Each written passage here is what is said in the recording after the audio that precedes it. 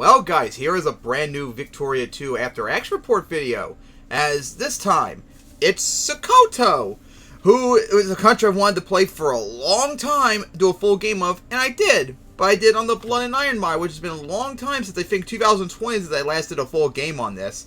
Since this mod is a lot harder to play as when you're uncivilized, because they make all the westernizing techs very, very expensive. Like in vanilla, like the cheapest tech usually is like 7,000 points. Here, the cheapest thing's like 10,000.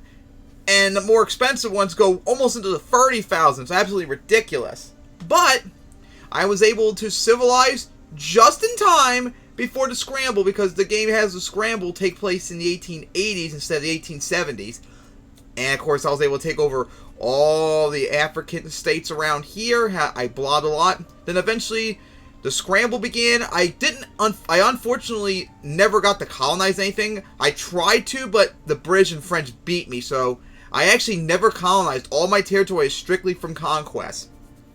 So, after a little bit, I decided, oh yeah, there was one pop-up in the game that gave the British this territory right here. Is maybe some British right there somewhere, but they gave the British this territory at the cost of war if I refused, so I had to give it to them because I was uncivilized.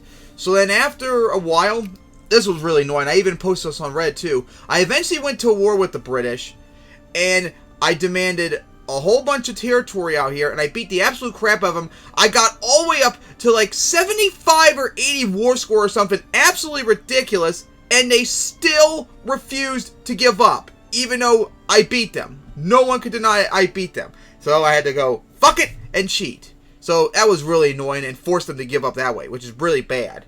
But eventually, after that, I quickly went back on the offense, and I beat the crap out of the French and British more. And you see, I blobbed up a lot around here.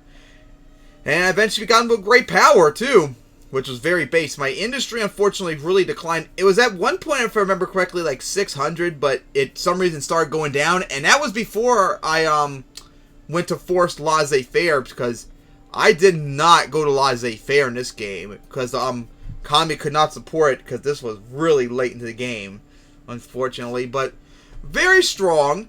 Most prestige, too, in the world.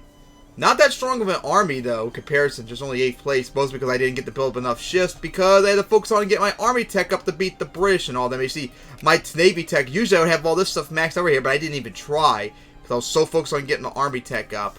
But it was a fun time finally playing at Sokoto, and I believe, I think this is the only, no, because I remember I did a playthrough with Siam back in 2017 on this mod, so it's not the first time I played as an unciv, but it's been a while since I've done so, and hey, it was nice to be able to do that again, and had good luck doing it. And our fans sucked too about this save, is I couldn't form the tutelar empire because I had to be a monarchy to do it, but I was a semi-constitutional monarchy and all that stupid BS.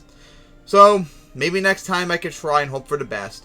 But that was fun, finally doing a full game of Sokoto, and boy, this I believe might be one of the highest scored games on the Blood and Iron mod I had.